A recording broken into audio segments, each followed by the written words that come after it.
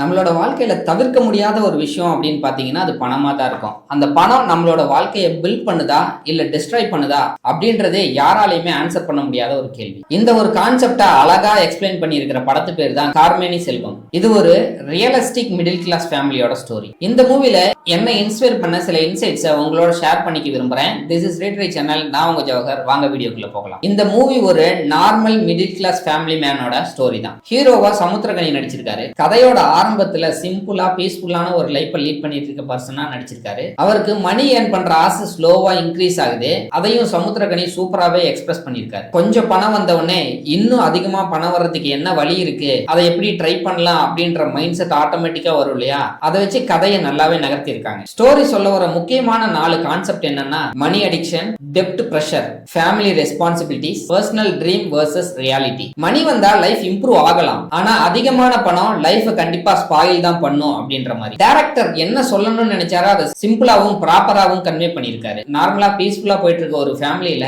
Financial pressure create ஆச்சுன்னா ஒவ்வொரு ரிலேஷன்ஷிப்பும் எப்படி சேஞ்ச் ஆகும், அந்த சிச்சுவேஷன்ஸை ஒவ்வொருத்தரும் எப்படி ஹேண்டில் பண்ணுவாங்க அப்படின்றத படத்தில் நடிச்ச எல்லாருமே நல்லாவே அப்சர்வ் பண்ணி கரெக்டா டெலிவரி பண்ணிருக்காங்க. படத்தோட கோர் தீம் என்னன்னு பாத்தீங்கன்னா ட்ரீம் வர்சஸ் ரெஸ்பான்சிபிலிட்டி. பொதுவா மிடில் கிளாஸ்ல இருக்க எல்லாருமே ஃபேஸ் பண்ற இந்த விஷயம், மேரேஜ் ஆனதுக்கு அப்புறம் லைஃப் எப்படி சேஞ்ச் ஆகும், ஃபேமிலி ரெஸ்பான்சிபிலிட்டிஸ்லாம் எப்படி இன்க்ரீஸ் ஆகும், ஓன் ட்ரீம்ஸையே எப்படி எல்லாம் சாக்ரிஃபைஸ் பண்ண வேண்டியது வரும் அப்படின்றது எல்லாமே கிளியரா எக்ஸ்பிளைன் பண்ணிருக்காங்க. இது எல்லாருக்குமே ரொம்ப ரிலேட் பண்ணிக்கக்கூடிய ஒரு ஸ்டோரியா இருக்கும். எஸ்பெஷலி மிடில் கிளாஸ் பீப்புள், அப்ராட்ல ஒர்க் பண்ற பீப்புள் அண்ட் இஎம்ஐ லைஃப்குள்ள சிக்கி இருக்கிற நியூ ஜெனரேஷன். படத்தோட பிளஸ்னு பாத்தீங்கன்னா இதுல நடிச்சிருக்க நடிகர்கள் எல்லாருமே சூப்பராவே நடிச்சிருக்காங்க. எந்த இடத்துலயுமே யாருமே ஓவர் ஆக்டிங் பண்ணல அப்படின்றது படத்துக்கு ரொம்பவே சப்போர்ட்டிவா இருந்திருக்கு. படம் பார்க்குற எல்லாருக்குமே ஃபீல் ஆகிற ஒரு விஷயம் என்னன்னா நம்மளோட கதையை தான் அப்படியே படமா எடுத்திருக்காங்க போல அப்படின்னு. சோ இந்த படம் யாருக்கெல்லாம் பிடிக்கும் அப்படின்னு எனக்கு தோணுதுன்னா, மக்கள் இப்போ ஃபீல் குட் மூவிஸ்க்கு நிறையவே ப்ரையாரிட்டி கொடுக்க ஆரம்பிச்சிட்டாங்க. அந்த கிரைட்டீரியால இந்த படமும் எல்லாரையுமே சாட்டிஸ்ஃபை பண்ணும்னு நான் நம்புறேன். இந்த படம்